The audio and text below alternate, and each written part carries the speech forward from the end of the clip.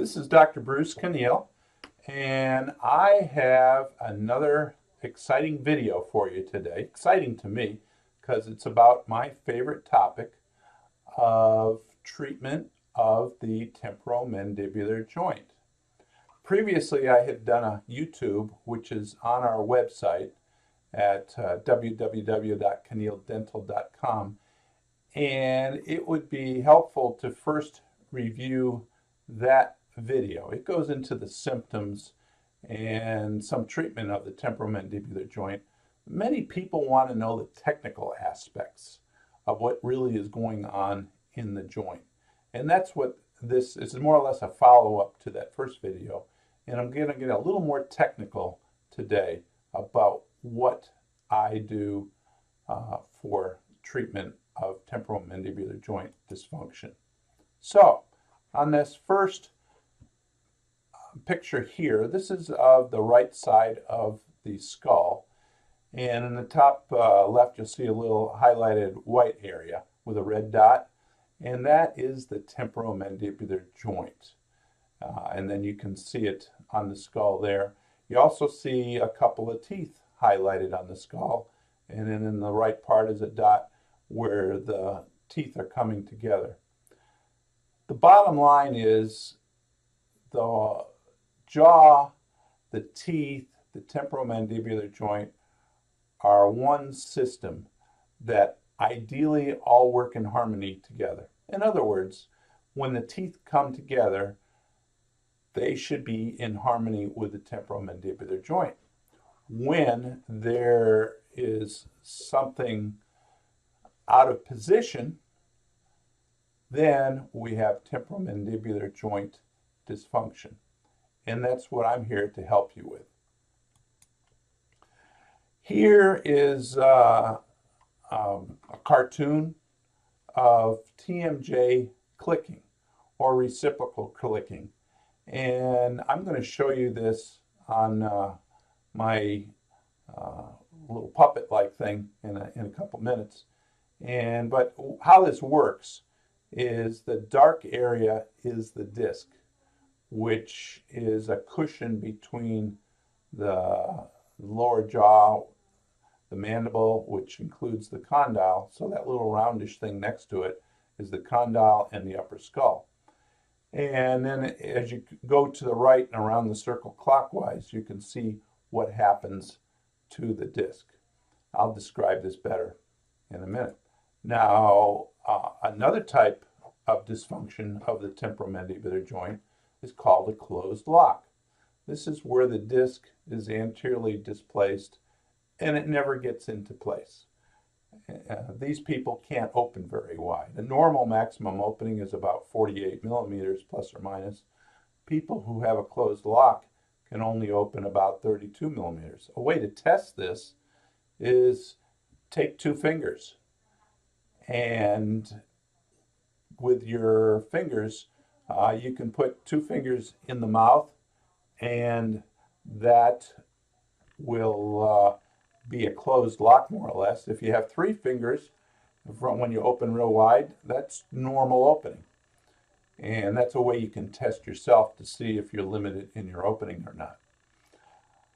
To back up a bit, let's talk about what percentage of people with temporomandibular joint dysfunction have a disc problem, because that's what I'm going to talk about. Some dentists years ago calculated that 93% of temporomandibular joint dysfunction problems are related to the disc. And that's what we're going to be talking about today, is trying to get that disc back into place.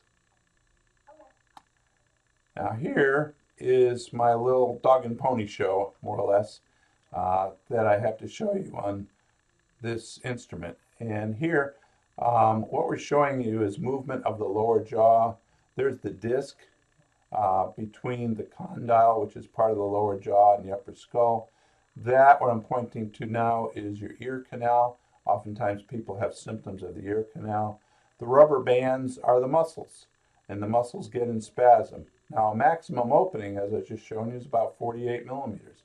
the disc I'm moving around right now to show how that works in the joint. Now you can have rotation against that disc, and now you're getting translation with the disc. And those are the movements that you get in the joint. You normally can rotate about 32 millimeters against the disc, and to open any wider, you have to get translation to open up your 48 millimeters. Now this is an anteriorly displaced disc, where the disc is forward and displaced, and this is what true dysfunction is all about. And as you open and close, the disc should be between the condyle and upper skull.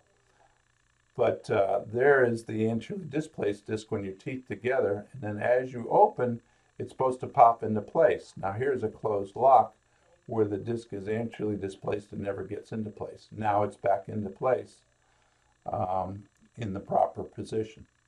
So that's what the movements happen in the temporomandibular joint area.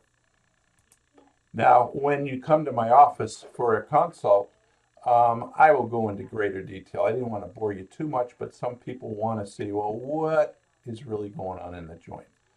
Now, after we treat you with splints, and we talked about that in our prior video, then we need to establish an occlusion in harmony with your temporomandibular joints.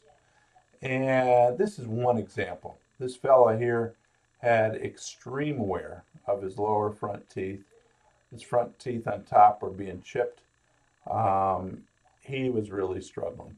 And then after we treated him with our splint therapy and got his temporomandibular joints comfortable, we established an occlusion, a bite, in harmony with his temporomandibular joints, and also got him a gorgeous smile. So now he's in great shape. This gentleman, same situation. On the left, you see where he had worn his teeth down severely, and because of temporomandibular joint problems, and he had symptoms. And then we restored him. We opened up his bite from where he had overclosed it, gave him a gorgeous smile, and now he has a bite again in harmony with his temporomandibular joints, and he has no more headache symptoms and other symptoms. And he's very happy. So, if you think you have a temporomandibular joint dysfunction and would like to talk about it, actually our first visit is a free consultation to just talk about it before we really do anything. So if you're interested, give us a call. We're here in Jacksonville, Florida, and the phone number is area code 904-731-2162. And have a wonderful day.